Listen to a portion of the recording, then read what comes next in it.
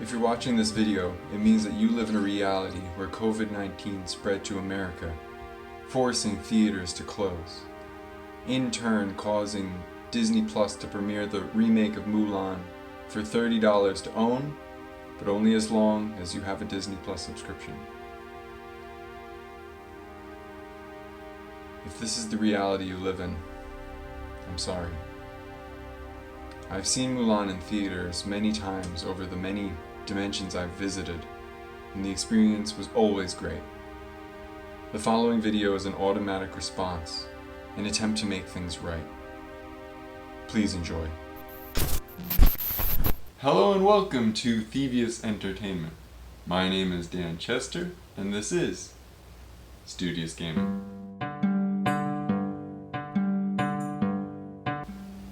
Mulan is Disney's newest animated film. And with this movie, you know you're living in the future because there's a video game based on it. And this is a video game you can take wherever you go.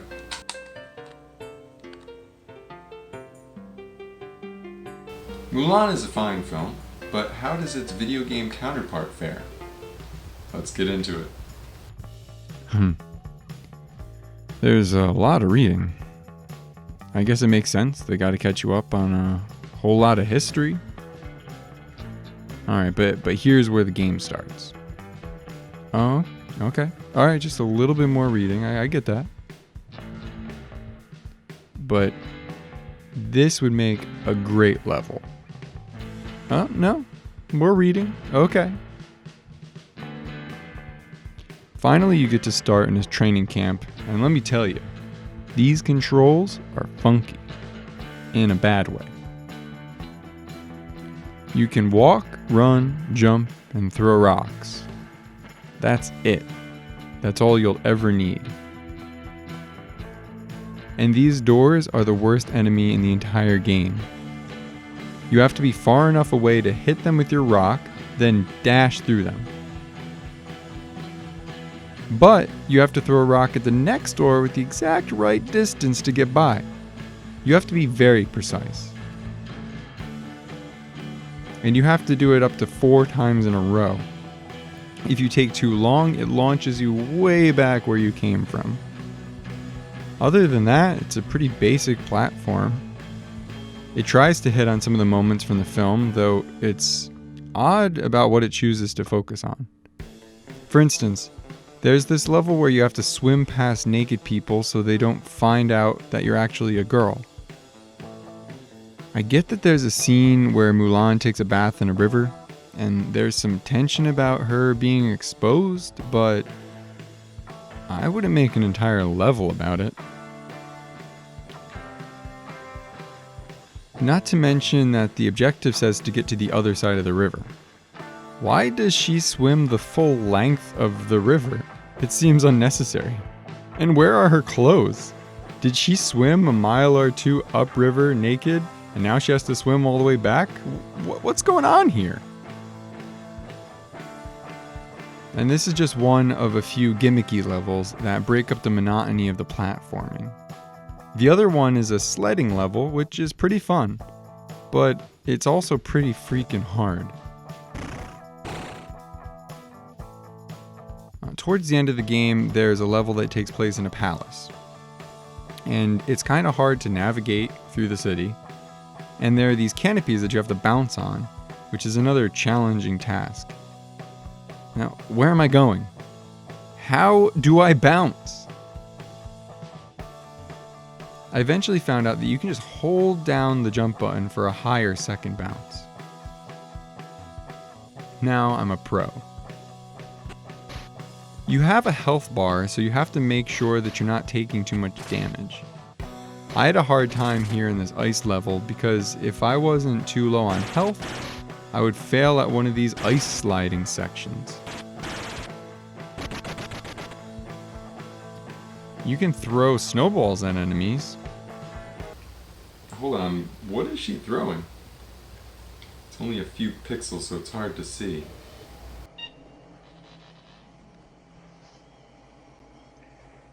Enhance 34 to 36.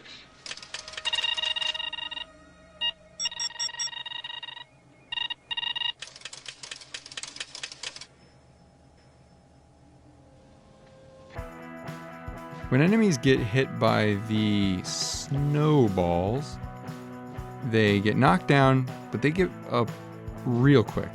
You have to make sure that you hit them precisely and you run right by them. Otherwise, they get up and mess up your day, which is what happened to me plenty of times. Finally, the last level has this unceremonious boss battle that explains nothing. I didn't even think it was a boss battle, and so I just sort of ran by it. And then I saw that there wasn't an exit, so I ran the other direction, backtracked for a good 20 minutes before realizing that he is the final boss. You pick up dynamite, and you have to knock him into the fireworks, which is much easier said than done. But luckily, it only took a few tries. And that's the game. It's very short, with only 7 levels in total. It hits a few key points, but lacks any storytelling whatsoever. I mean, come on. They spent so many pages of text in the very beginning to tell us what's going on. They couldn't have done it throughout? If you haven't watched the movie, it's hard to follow. Otherwise, it's a fairly standard Disney game as far as level design and gameplay mechanics. But it lacks collectibles, like Hercules or any of the other Disney games. Overall, it's a fine game. It's very convenient to be able to play it on the go. If you want to beat a game in an hour and feel really good about yourself, this is the perfect game for you. This is the only action game based on Mulan. The only other game to come out is on the PC, and it's more of an interactive storybook. So if you need really like a Disney action game, this is what you're looking for. Unfortunately, it's not as good as some of the other action-based Disney games. And I'm not sure why they didn't make one for the console. If you're a die-hard Disney video game collector, then you're gonna need it. But otherwise, you might want to pass on it. You might be better off just watching Mulan and acting out the scenes if you really need to get into the movie. Let me know if you have any memories of this game, and what is your favorite Disney video game?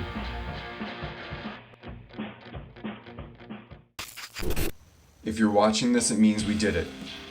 And Season 1 of Thevious Entertainment will premiere on Halloween 2020. Look out for skits and parodies, video game and comic book reviews, and Hudson Valley documentaries and more. Also coming Season 1 is Demetria's Journey,